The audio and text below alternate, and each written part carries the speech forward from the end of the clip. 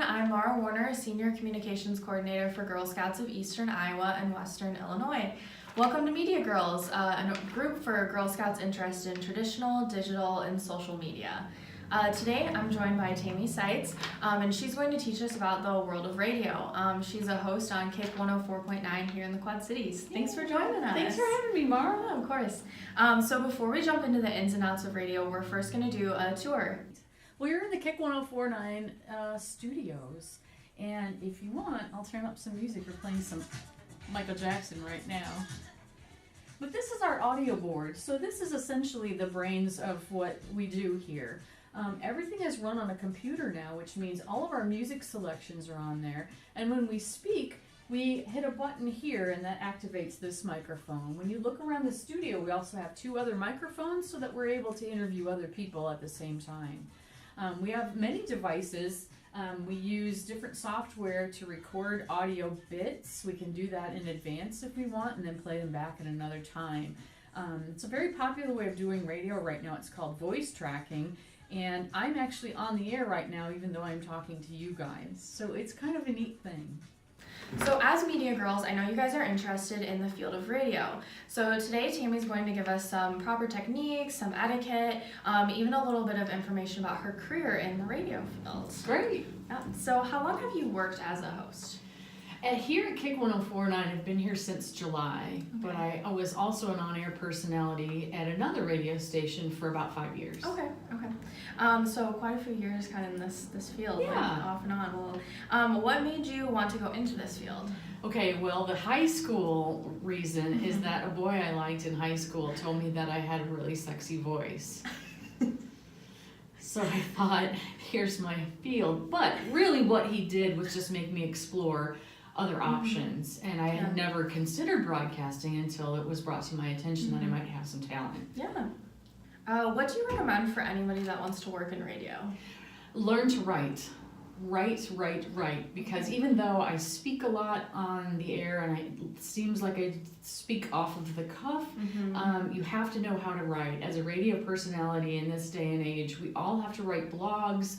There's commercial writing, all kinds of things you need to be a good writer. Yeah, I bet you have to have some creativity too, like thinking a little outside the box. It helps, definitely. Yeah. So what careers are available in this field?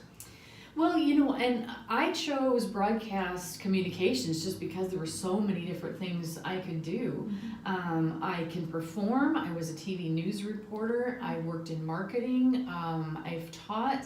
There's so many different things, and variety was really important to me. So that's one of the reasons I chose it. Yeah. What do you like most about your career? I think the people. Now, when you look behind us, it's just a microphone and a board, but really, you are connected to people even though you might not be looking at somebody while you're performing, and I really like that. And that shows with our writing too, because now with social media, we're able to interact with our audience like we weren't able to do so much before unless they called us. Okay. So now we'll transition into a few public speaking questions that kind of help any girl that might have the opportunity to go on radio. So what are some tips that you want to share with somebody who's maybe a little nervous to go on? Do your research. And that's not to say that a live situation that you can research that very much, but if you know that you're going to be on camera or you're going to speak to some people, you can even practice at home. A good speaker is very conversational, even though he or she is very organized and has an outline. So practice at home. Yeah, that's so true. Before I go on, I always try and make sure I remember exactly what I'm talking about, know all the ins and outs, because then it comes across much more candid. Very natural.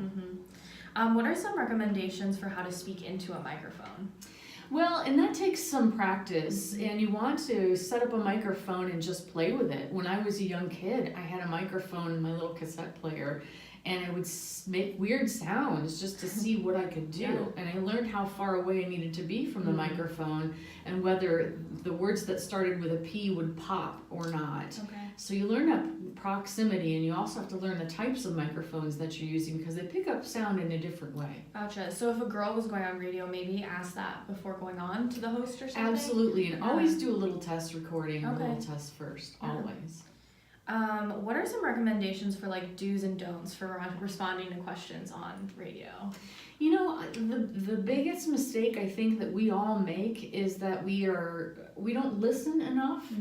And I think it's a good idea to listen to the question before thinking about what you're going to say next. Mhm. That's more important. Even if it means you need to take a silent pause, sometimes silence is okay. Yeah, probably in radio silence is almost better sometimes. I know the first few times I went on, I realized I go, yeah, and I nod my head a lot. Well, in radio, that doesn't come across, and it just sounds like somebody interrupting, saying, yeah, all the time. Exactly.